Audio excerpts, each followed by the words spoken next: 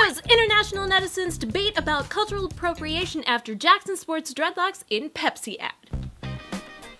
You guys, I have a painting here. Kiki in flight? Kiki in flight. Kiki in flight is being boxed later today, right here in this living room by she and I, because it was purchased. And we're just trying to enjoy it. I wanted to just put it on camera one last time because once they're gone, they're gone. Because you guys, here. There it is. Doesn't that look better now? Guys, links to all her paintings if you're interested in reading about them, possibly purchase them, top of the description box. Jackson from the K-pop group GOT7 got himself into a little bit of hot water with some fans or some anti-fans for sporting dreadlocks in a recent Pepsi ad, a photo ad that he was featured in. Initially when I heard this news, I thought it was a video, like a 30-second commercial video, like for TV. But that's not what this is. It's two single photos of him. And he's got dreadlocks about down to here. I don't know, they're not that long. Please forgive me. I am not black. I am definitely not trying in any way to be racist, but I don't really see the outrage, not personally. I mean, so many people at this point have worn dreadlocks. Like, aren't people just allowed to style their hair how they want? Well, some people were calling cultural appropriation, and the problem isn't so much that he was doing it in the first place, because he's not the first K-pop idol to sport dreadlocks by any means. Most notably, one person that I can think of that comes to mind a lot is Taeyang has actually worn dreadlocks quite a few times. I have to say, it's not the best choice for GOT7's Jackson in my personal opinion. I don't think that they look attractive on him, but some people were trying to call him out on Instagram for these photos and calling him out on the internet, and it was his response that got people more upset than anything. He responded to them on Twitter with, "I don't think I'm the only one doing this, and if people are gonna point fingers at this, so be it. Haters gonna hate. I have all my respect and love for all race, but if you think this whole thing is disrespecting or mocking a race, I'm really sorry, but you are on the wrong page." That was a very good response by him. Very well worded. It does sound like it came from him. But the problem is this isn't the first time that Jackson has found himself in hot water for some sort of cultural misappropriating, because cultural appropriation is adopting from another culture. And I'm sorry, but Jackson is all about cultural appropriation. Okay. He is a Chinese guy from Hong Kong who sings and raps in Korean in K-pop. I'm sorry, he's all about the cultural appropriation. If you have a problem with that, then why are you a fan of Jackson? And that's a really good point that you make. I want to just step back and talk about that. If someone is appropriating another culture, it can be any culture in the world, so that means culture appropriation can happen in literally any direction.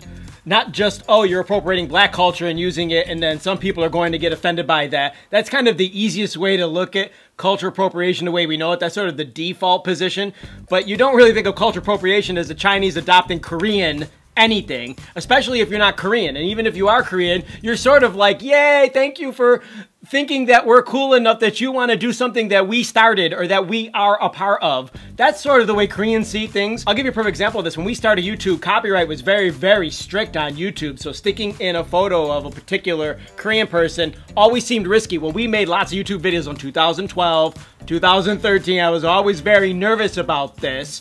Koreans, on the other hand, don't care about copyright at all. They're very happy if you promote them. So cultural appropriation of Korean culture is encouraged by Koreans. Just think about that. If you're one of the people that's upset about this, I'm just saying that to make all of us look at this from a different angle. I'm glad you brought that up. As for the choice of dreads, I know that Jackson is doing this because he does love black culture and he is a rapper, and this is something that he does and takes on. One of his favorite rappers is Chris Brown. His ideal woman is Beyonce.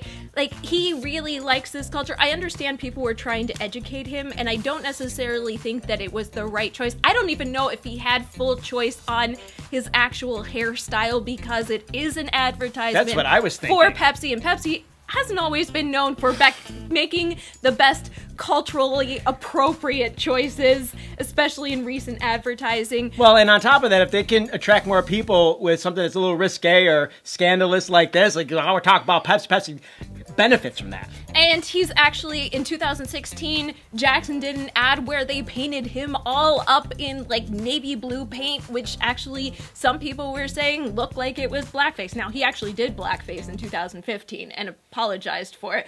But this isn't that. This is something altogether different. Well, he probably made money from it too.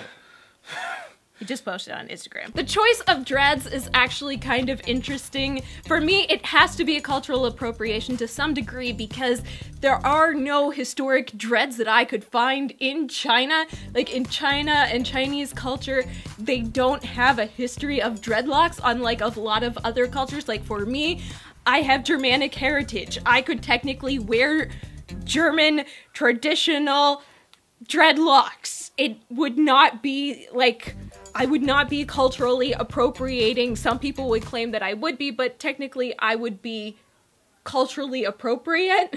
All opinions matter, and I don't even understand why he has to explain himself. Can't he just wear the hairstyle that he so chooses or that he's being paid to wear, and people can be upset or can be upset at his reaction to them explaining, and none of that really matters that much. It doesn't really matter. I don't understand why you can't, like, why is one hairstyle okay, but you can't wear that if you're a different culture, or you're different ethnicity? Like, I don't understand. That whole thing just, we were talking about this before we started filming. I'm so confused why anybody would be upset by this, but I, then again, don't walk in the culture that feels like they're being discriminated against or whatever, so I can't judge.